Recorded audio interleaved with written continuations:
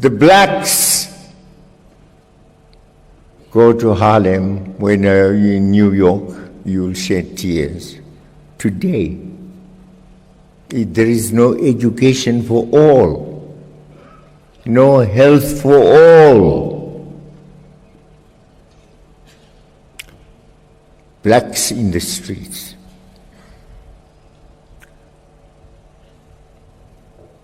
And nobody seems to talk about it.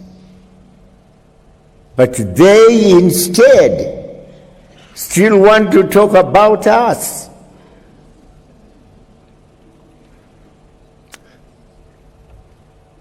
They are everywhere in Africa, if not physically, but through NGOs, through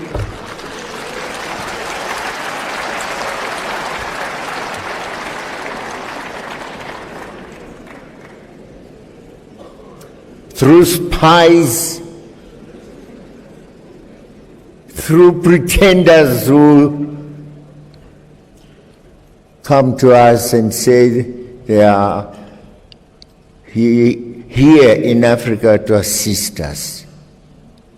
Even in groups, armed groups on some of our territories.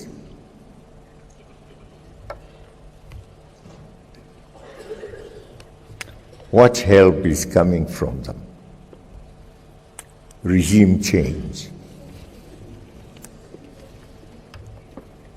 We are supposed to be free and independent, Mr. Ban Ki-moon. Supposed to be free, the 54 countries.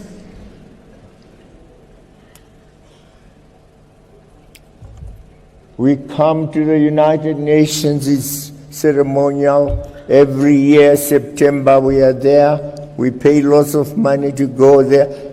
And to the General Assembly, we make speeches, we go back home, year in, year out. But the bosses in the Security Council say, you shall never have the powers that we have as permanent members. And we have asked and asked and asked, and asked and asked, reform the Security Council.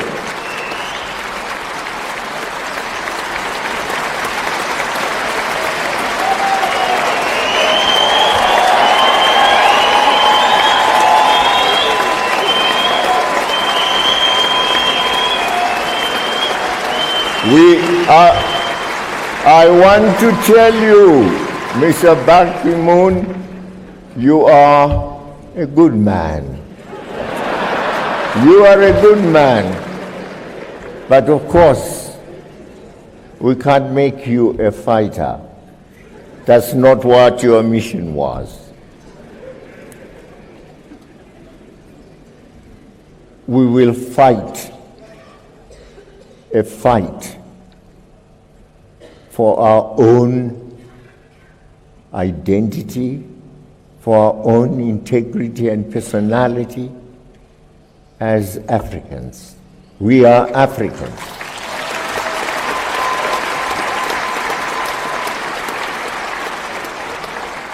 If we decide, as we shall certainly do so one of these days, that down within the United Nations, we are not members of it, others are real members of it, we are artificial members of it, and we can't continue to be artificial members of it. How can only a handful of people, in fact it's only America and the Europeans, those who say they are white-skinned, because they are white-skinned, anybody else who is not like us shall not have the power and strength, integrity that we have. If the United Nations is to survive, we must be equal members of it. Equal members who can say when we go to the body that we are now speaking truly as members with a voice that's understood, respected, and honored. But no, that's not it. We met in Swaziland some years back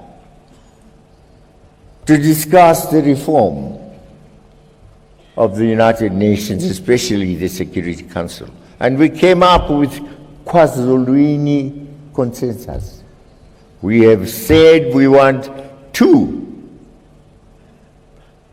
permanent members with a veto if the veto is to continue, although we don't like that creature called the veto.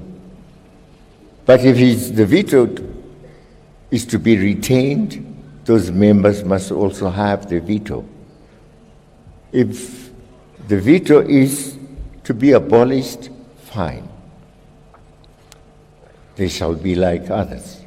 But no, 2 members, 54 countries here. This is the body of respected people, the body of Africa.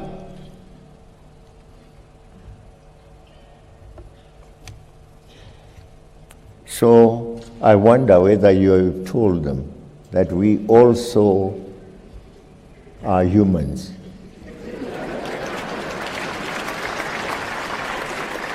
Tell them that we are not ghosts, that we also belong to the world, and the world part of the world called Africa.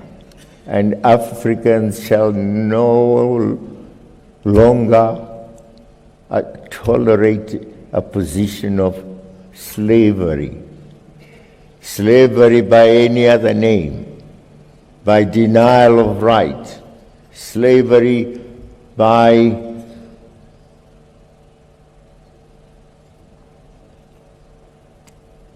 being treated in a manner we regard as not equal to the manner in which they treat themselves.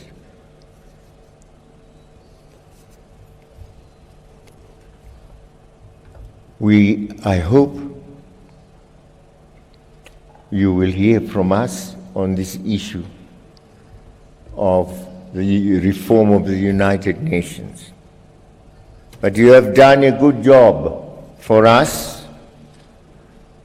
You have visited our countries, you have wept with us where disease has visited us, whether it was Ebola or some other, where calamities have occurred, where fights have taken place, where terrorism also has affected us. We thank you for that concern as a human being. And so that distinguishes you from others. Of course, you don't come from those countries. We know where you come from. Your Excellencies, it is my honor and privilege to express profound gratitude to the government and people of Ethiopia for the traditional warm reception extended to us since our arrival in Addis Ababa. We are very grateful for the excellent facilities placed at our disposal, which should no doubt inspire us to a successful 26th ordinary session of the Assembly of the African Union. Your Excellencies, in line with our aspiration to silence the guns by 2020. Matters of peace and security were high on our agenda in 2015. Despite new and recurring challenges, our continent witnessed some notable successes, and overall there was political stability. Notwithstanding the spirited attempts to derail transitional processes by negative elements in Burkina Faso and the Central African Republic, the people of these two brotherly countries remained resolute and committed to constitutionalism. To them we say congratulations and well done. May I also congratulate several AU member states which in 2015 successfully held parliamentary and presidential elections. Once again, we have amply demonstrated that Africa has come of age and that democracy is alive on our continent. The ongoing conflicts in South Sudan, Libya, Burundi, Democratic Republic of the Congo, Somalia, and others remain a source of concern for our organization. Even there, we have of late witnessed some glimpses of hope for peace which deserve our support.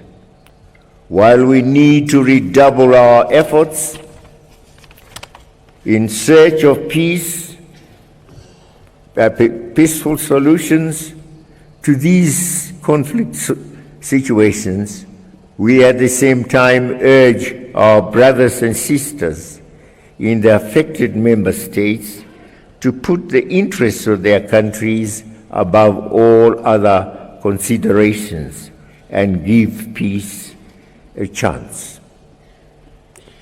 Terrorism has become a major scourge and challenge in many parts of Africa, thus negatively affecting the peace and safety of our people.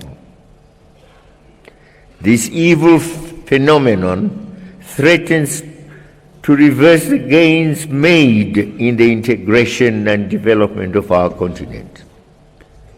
The challenge for us all is to combine our efforts to fight and defeat terrorism in all its manifestations.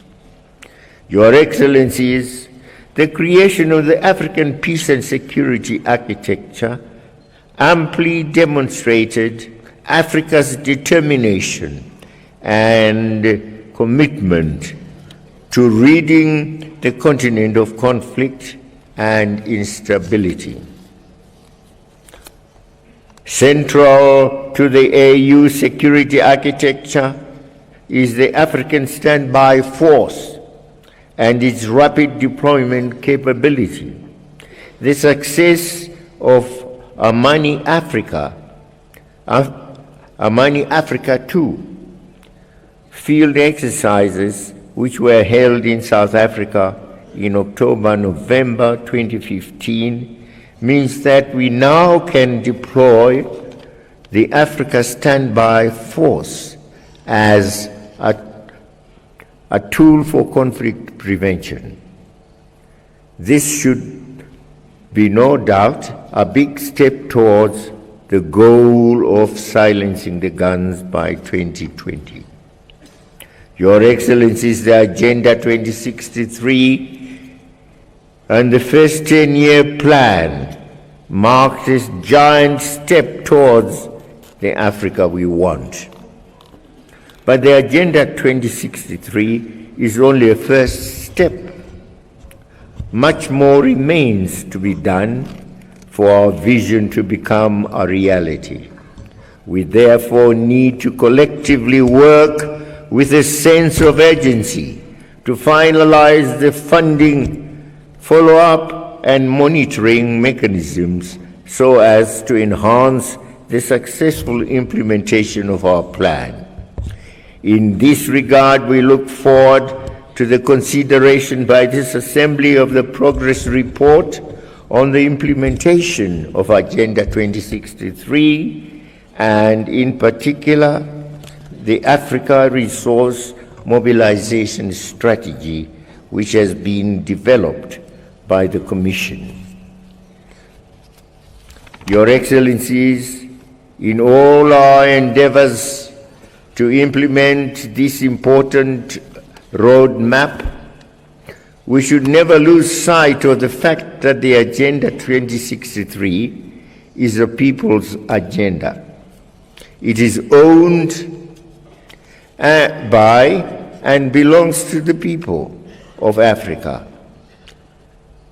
The popularization of this blueprint at the continental, regional, and national levels is therefore of paramount importance and a responsibility for us all.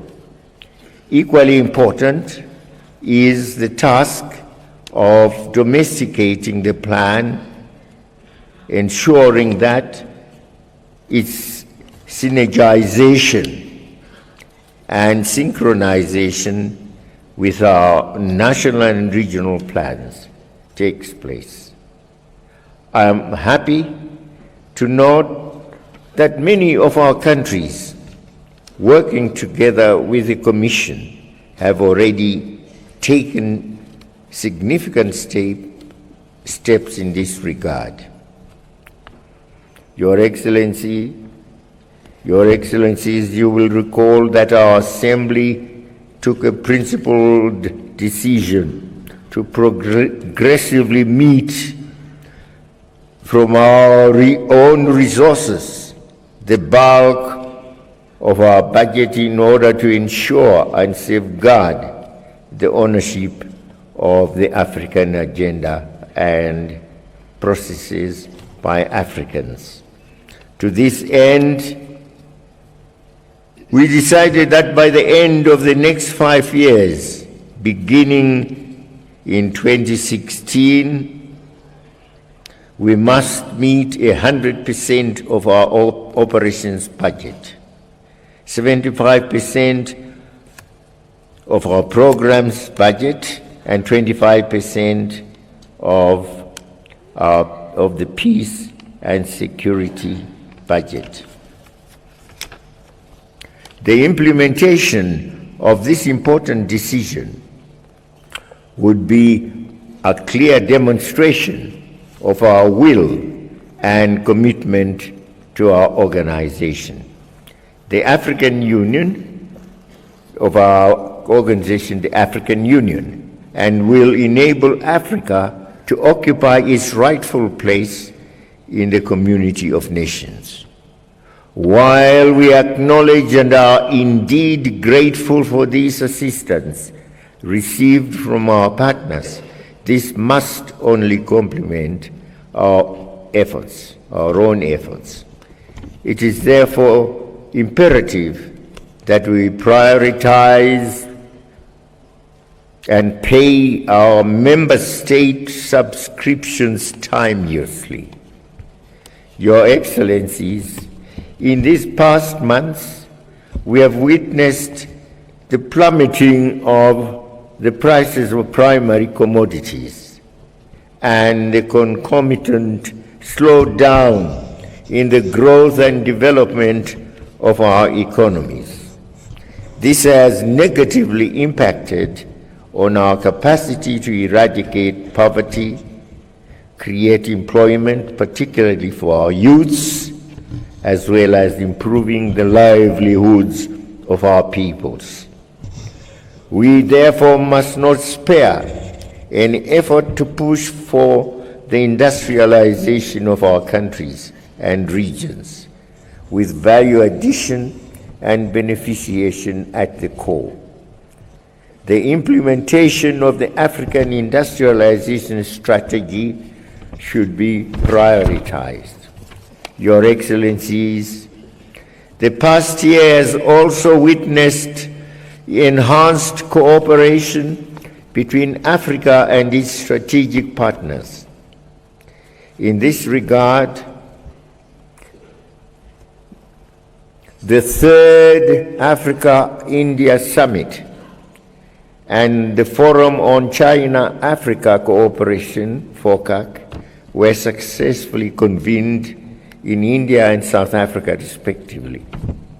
These partnerships fora serve as important platforms to advance our development agenda and to further strengthen our international strategic partnerships with a view to ensuring mutual benefit and win-win cooperation.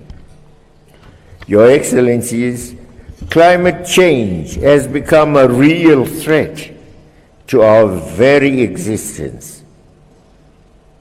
There are justified worries over the humanitarian impacts of the strongest El Nino on record, which is increasing the threat of hunger and disease in several parts of our continent.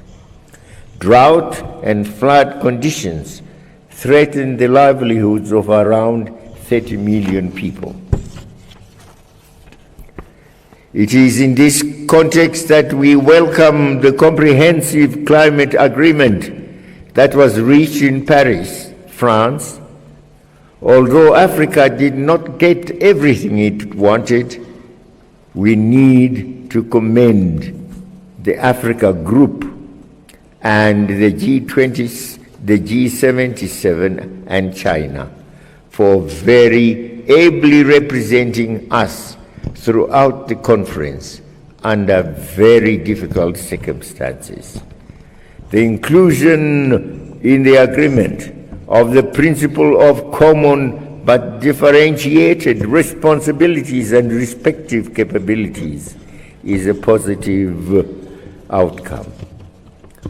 Your Excellencies, to improve the way we conduct our business in the African Union, beginning last June, we resolved to begin our summits, as we have done today, in closed session, with an agenda limited to strategic issues of integration, peace and security, governance, and the financing of our union.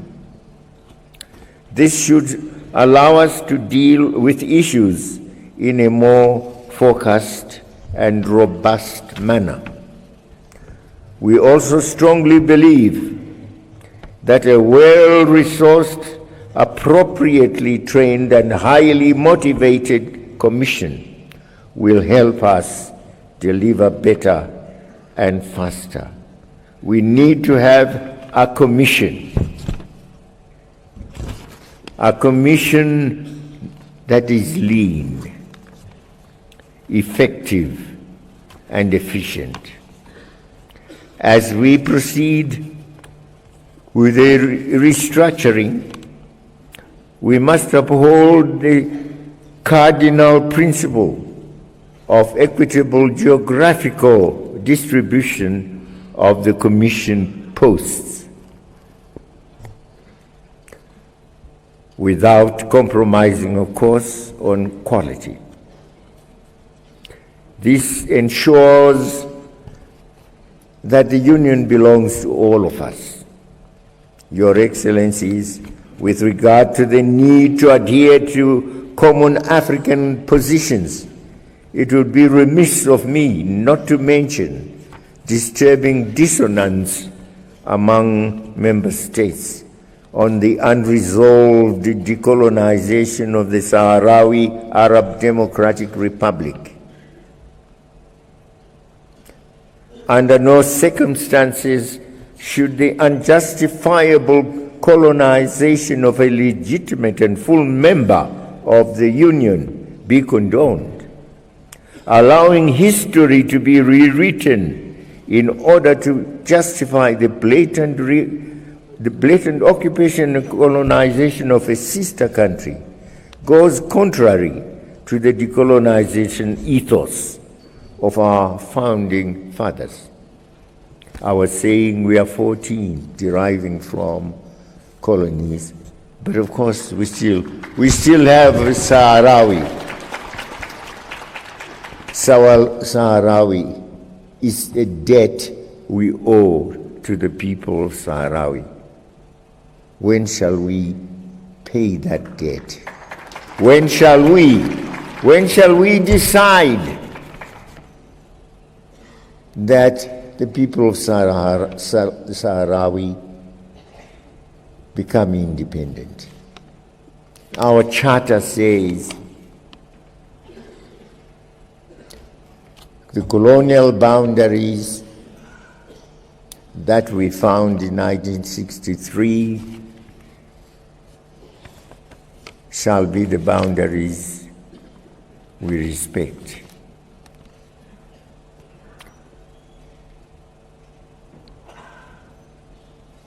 We are all free. Let the people of Sahrawi also be free. With regard to the need to adhere, allowing history to be rewritten in order to justify the blatant occupation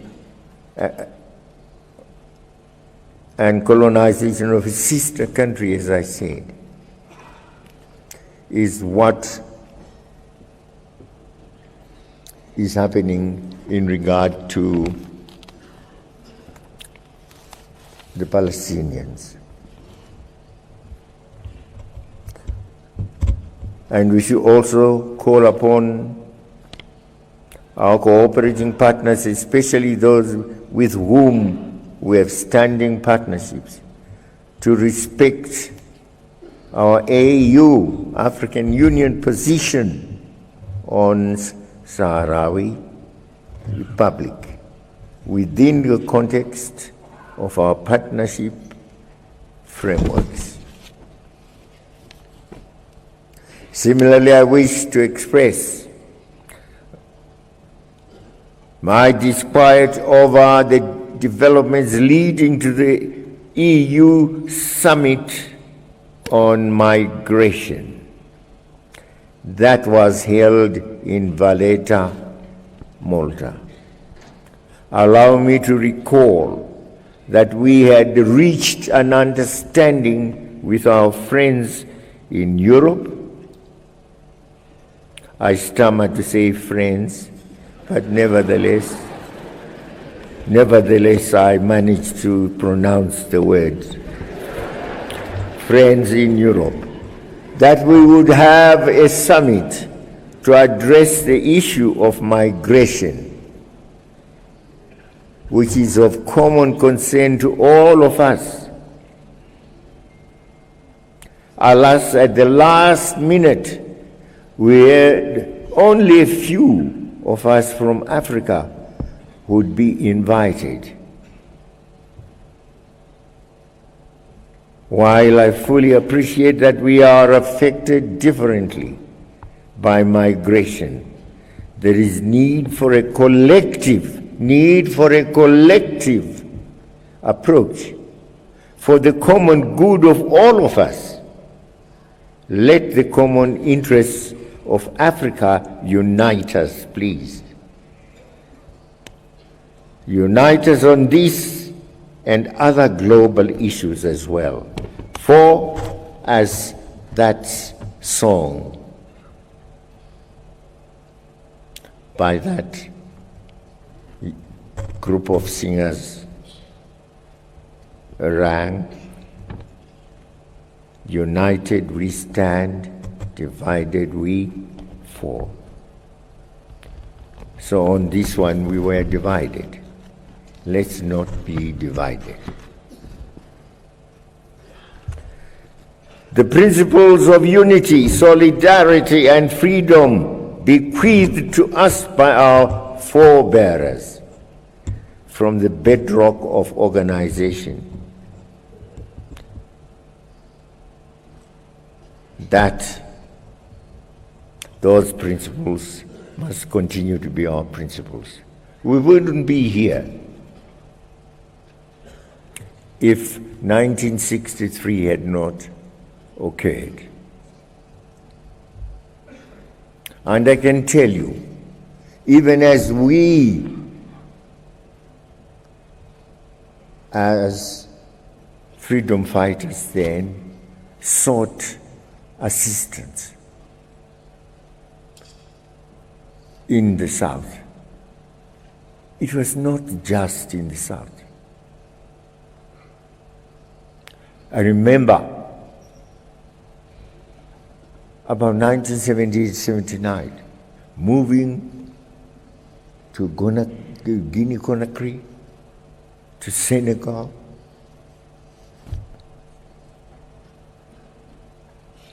before getting to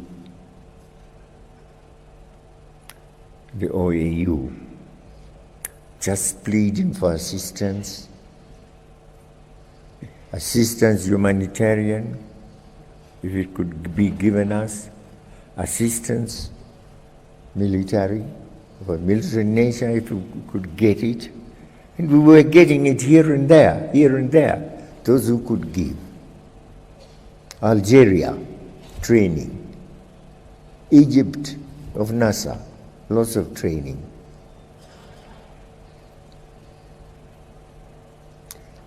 And as 1963, the inaugural conference took place, the leaders came from all these countries. Ben Bella had won his struggle, the Algerian struggle of France.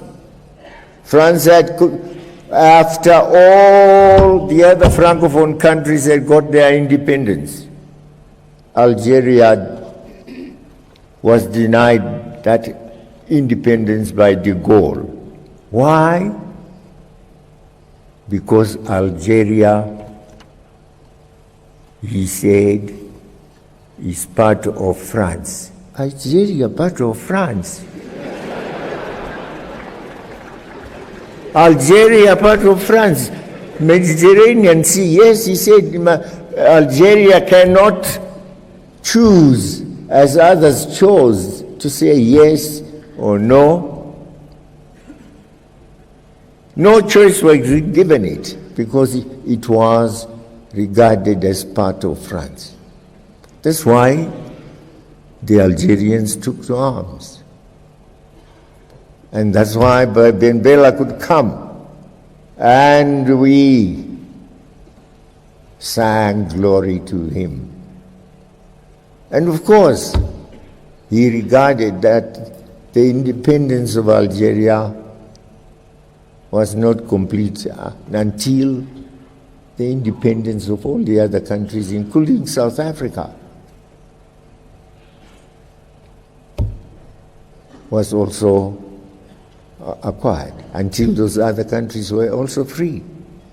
And Ben Bella, we still remember what he said. He put aside his speech. He said, "Let us die a little for South Africa. Let us die a little for South Africa." And we used to call it in our camps the die a little speech.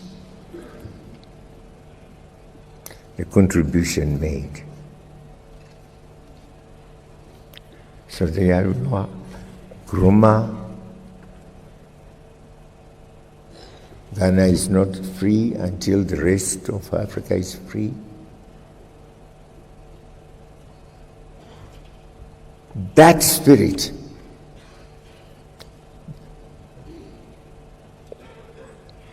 and those principles, unity, dedication, commitment, sacrifice, the givenness that struggle is our struggle, should remain with us. That suffering of people in Liberia is our suffering. We should have said that.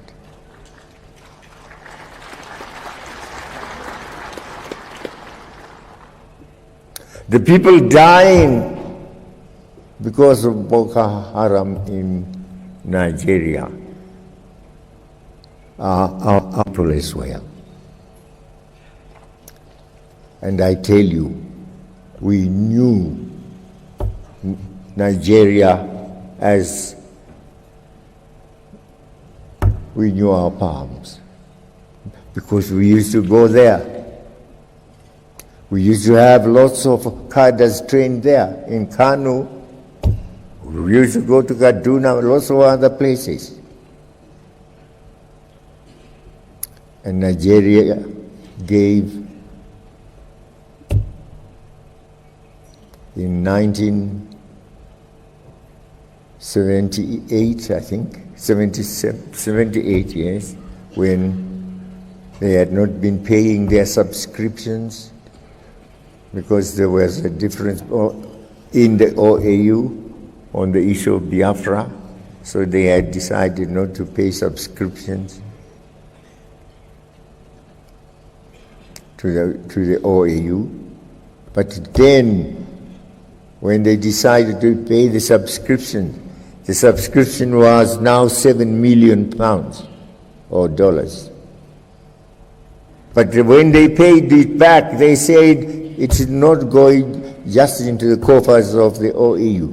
It must be used for purposes of training, military training of Zimbabwean cadres. So,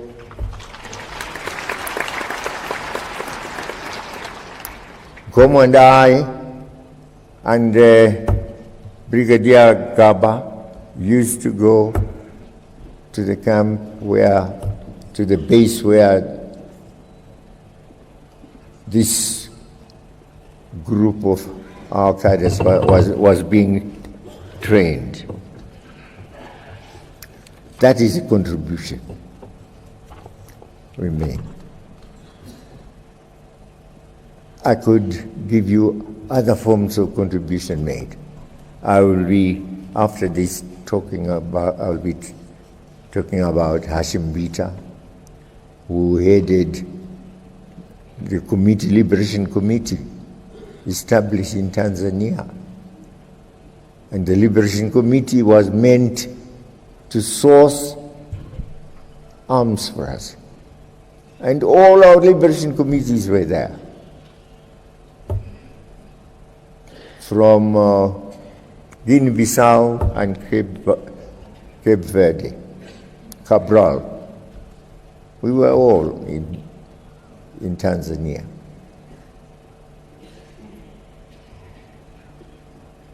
So there it is.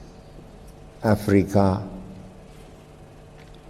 wanting the Africans who were still under the burden of colonialism to be free.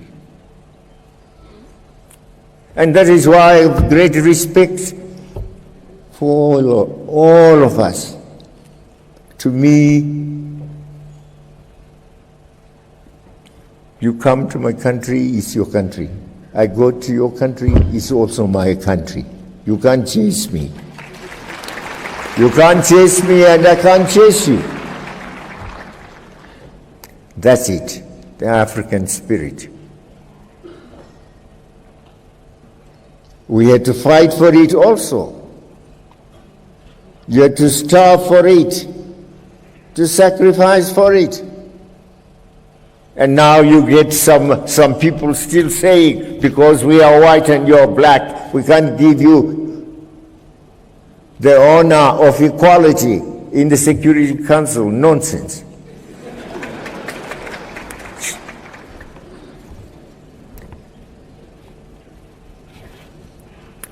That should stop.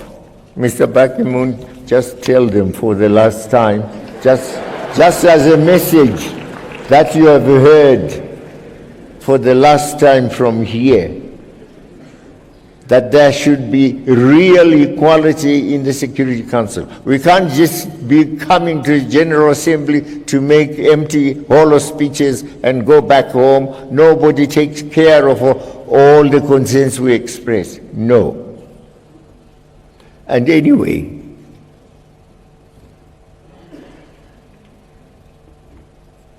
the headquarters is actually of the United Nations is misplaced.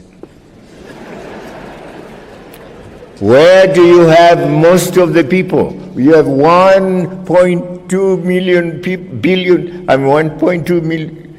people in India, 1.3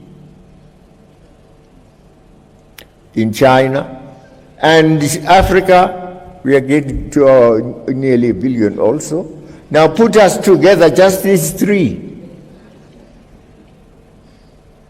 and then put those with the white faces and pink noses. Put them together as against us. How many are they, even man to a man? And do we allow that group should continue to harass us even in our independent countries? Regime change, Mugabe should not be there, we want someone else. The Creator was telling me the other day that he had been told that, oh no, your party, Chama cha Mapinduzi, had been in power for too long. You must now allow another party also to take over. Is that democracy? And that was coming from Europe. Tell them to shut their mouths.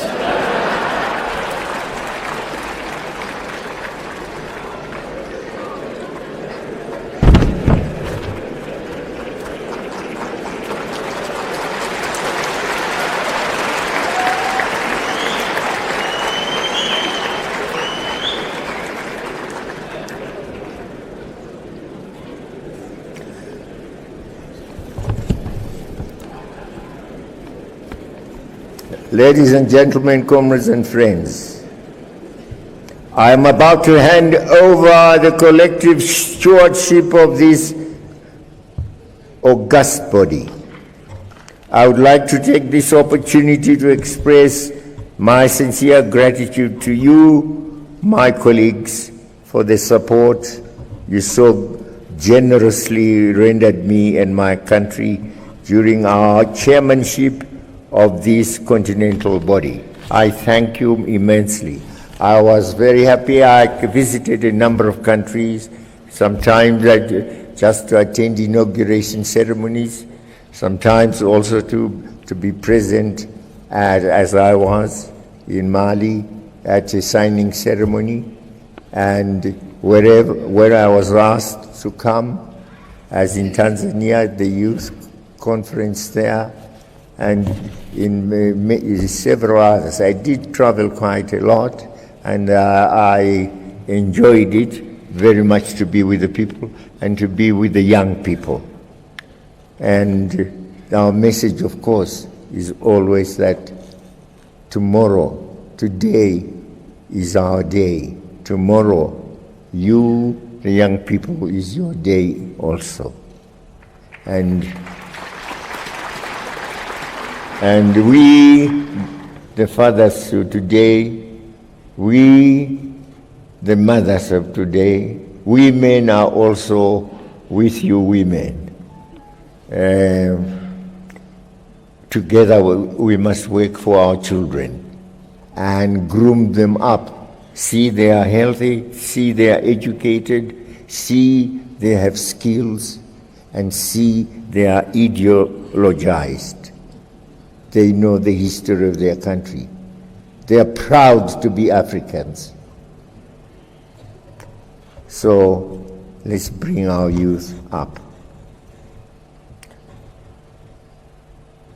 So It was really an honor to guide the work of our organization in the past year and make our own humble contribution towards building the Africa we want. In conclusion, I would like to reaffirm my unwavering support and that of my government to the incoming person, to my brother of Chad. I am confident that the Assembly will lend the incoming chair his full support. So, the President of Chad, we wish you well. We wish you well, and whatever support you would want from me, I will still be there. I'll still be there until God says, come. Then I'll go and join the others. But as long as I'm still alive, I'll still have the punch. So I want to thank you, and thank you a lot. I want also to thank the Commission, Mai Zuma, and your Commission and Commissioners for all the support that they gave me and our togetherness as we looked forward together, and we tried to put things together. So I say forward ever, backwards never. Asante sana. Merci beaucoup. Muchas gracias.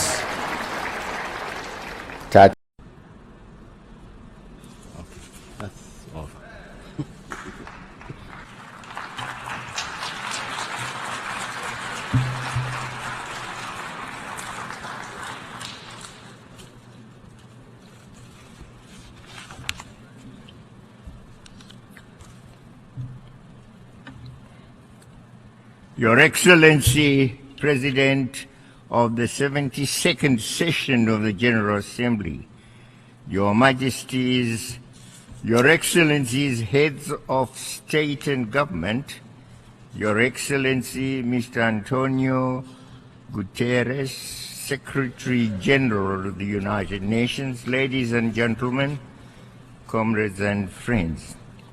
Mr. President, I wish to congratulate you on your election as the President of the 72nd session of the General Assembly, and your predecessor, Mr. Thompson, for his commitment and effort to accelerate the implementation of the Sustainable Development Goals. Mr. President, you could not have chosen a better and more relevant theme given the times that we are living in. For the pursuit and maintenance of peace and the promotion of development in solidarity lie at the core of the mission of the United Nations and its entire system.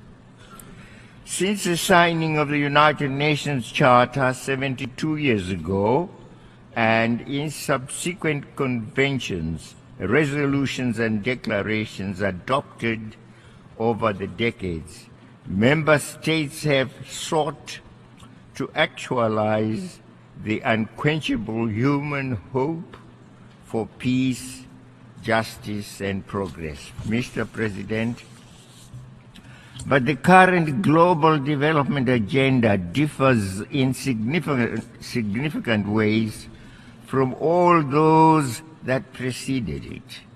It is ambitious, revolutionary, transformative, universal, and encompassing every single facet of human life. For its success, this agenda demands a radical and unprecedented paradigm shift in every sphere of human life. Mr. President, we cannot halt or reverse the continued destruction of our natural habitat or the rise in global atmosphere temperature without a change in contemporary production and consumption patterns. This has been confirmed by scientific evidence. We cannot halt or reverse the persistent widening gap between the rich and the poor among our nations without deeper international cooperation and genuine reform of the existing inequitable international system. The current system is inherently structured to enrich a few and impoverish the many. It cannot therefore deliver on a key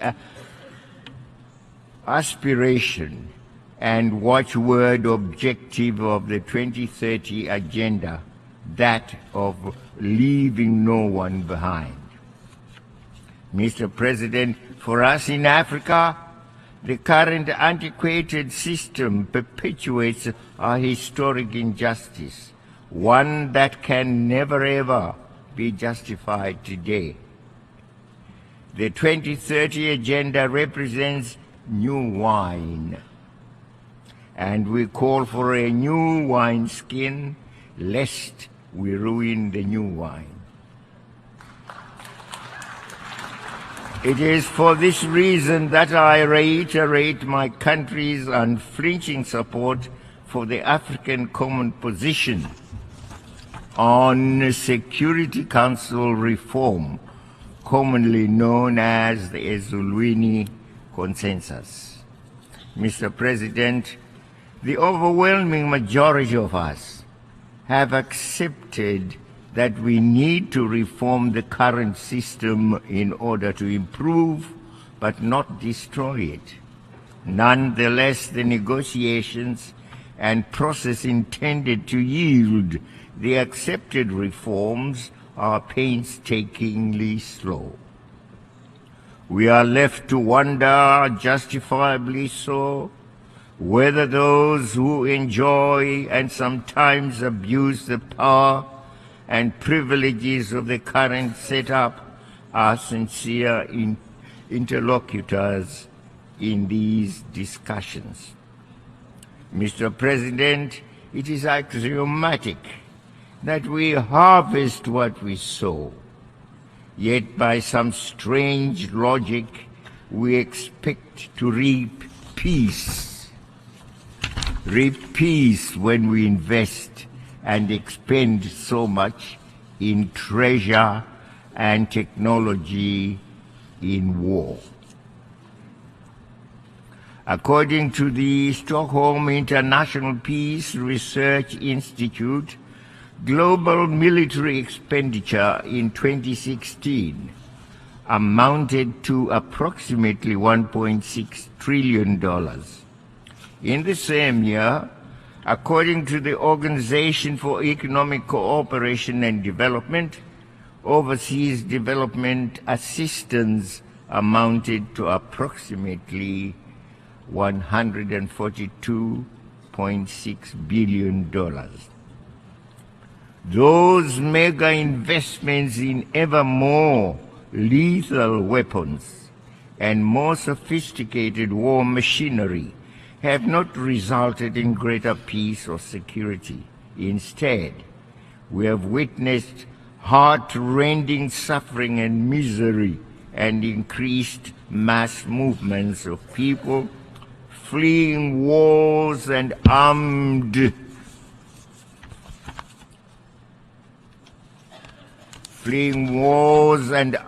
conflicts.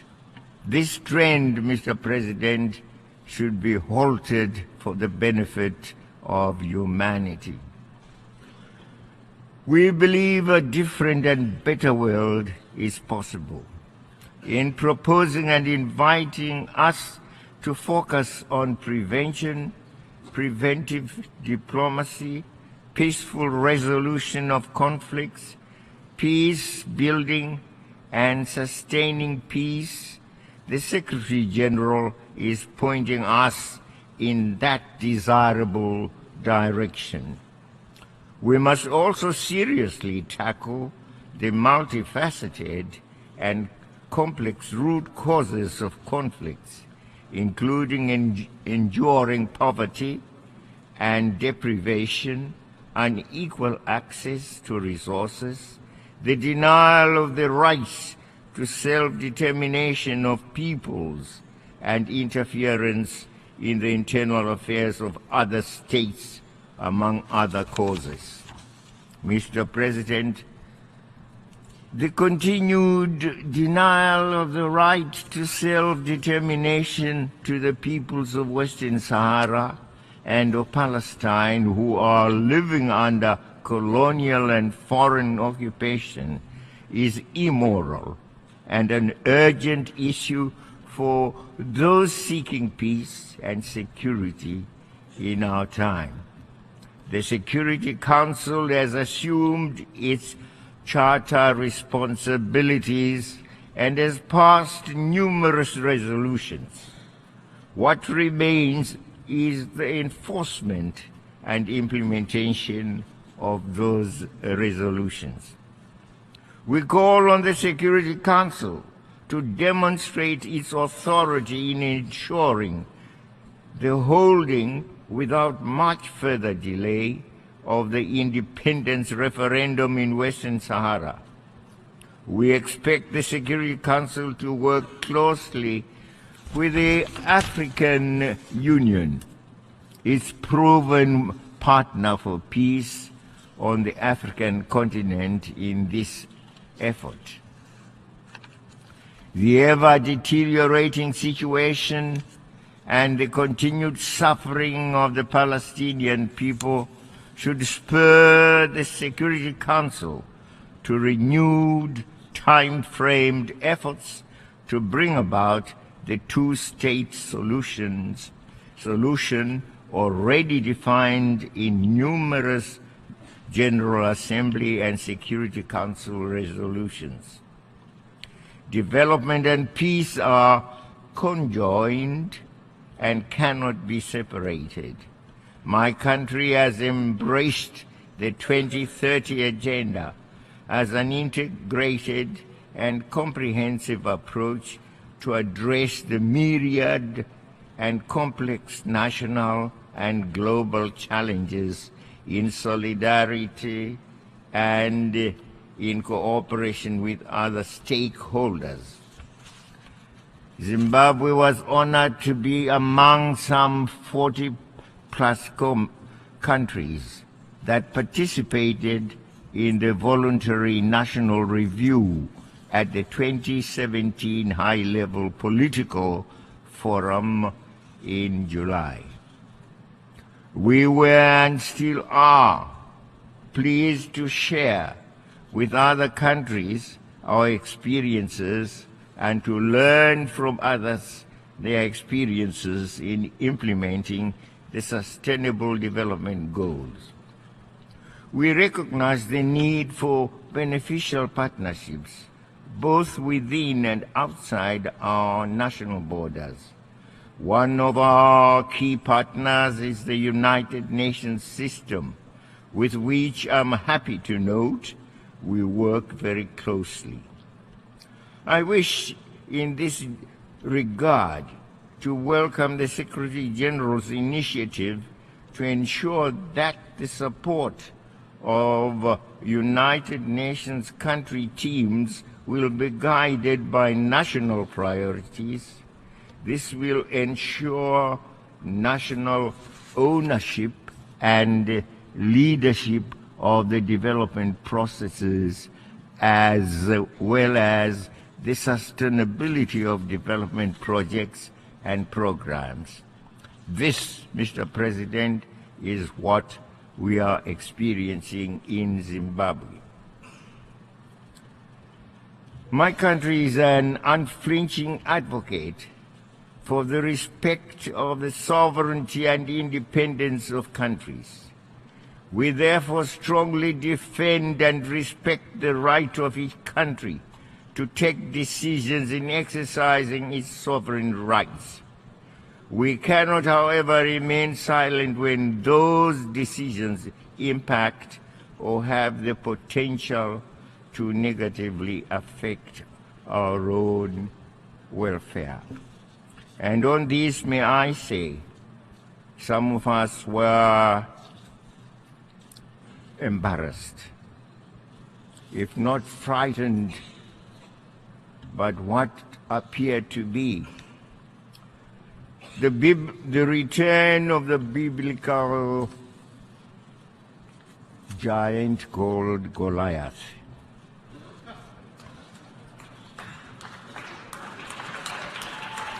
Are we having a return of Goliath to our midst, who threatens the extinction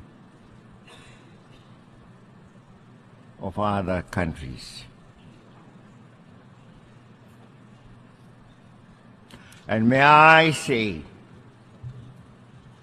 to the United States President, Mr. Trump, please blow your trumpet. Blow your trumpet in a musical way towards the values of unity, peace, cooperation, togetherness, dialogue, which we have always stood for and which are well written in our very sacred document, the Charter of the United Nations. Upon those values,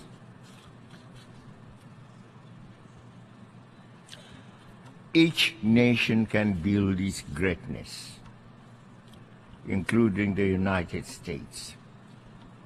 And it's the greatness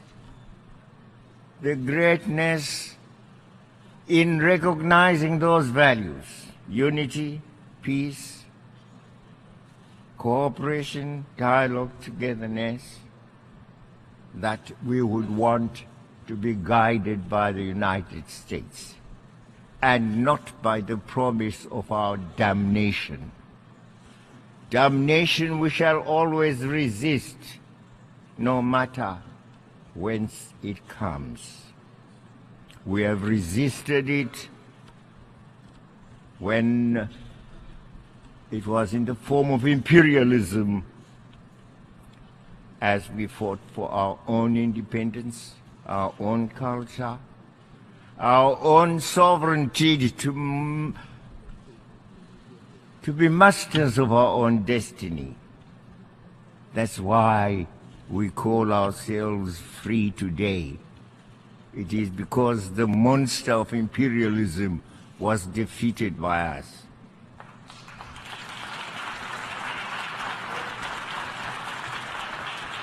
Bring us another monster, by whatever name, he will suffer the same consequences. Mr. Chairman, climate change is a present reality, and so are its effects and impacts. Climate change is global. We cannot remain silent when a major economic power in the world, or any other state for that matter, decides to abandon the Paris Climate Change Agreement. And that's the United States, the great United States, Mr. Trump's United States.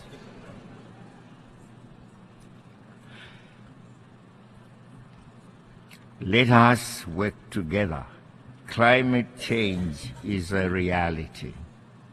It is vital that we all play our part in keeping with the provisions of the United Nations Framework Convention on Climate Change, in order to halt the inexorable march towards the destruction of that upon which our own existence depends.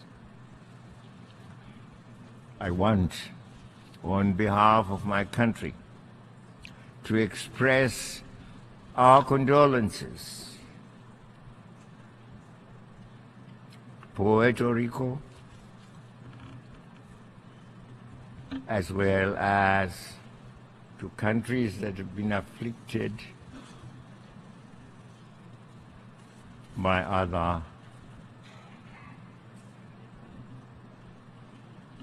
other afflictions that have visited them. And there are many in this part of the world. We say so, we are very sorry. And we appeal for the rest of us who have not suffered similar afflictions to go to the assistance of these who have suffered in that very horrific manner. Look at the television today and tell me whether you can say where Puerto Rico is geographically. Completely wiped out by a hurricane. We are very sorry. As I conclude my remarks, it is worth reminding each other that the world today, by its very interconnectedness, demands more, not less, solidarity, more, not less, cooperation and dialogue, more, not less, multilateralism. We have brought more and more issues under the global agenda and within the global discourse. This acknowledgement has found expression in the 2030 Agenda and the Sustainable Development Goals. Our survival and progress calls for reinforced solidarity, for partnerships and cooperation, for development in unity, in cooperation and in peace. This is a call to which we all must respond positively and actively, as Zimbabwe is already doing so. I want to thank you.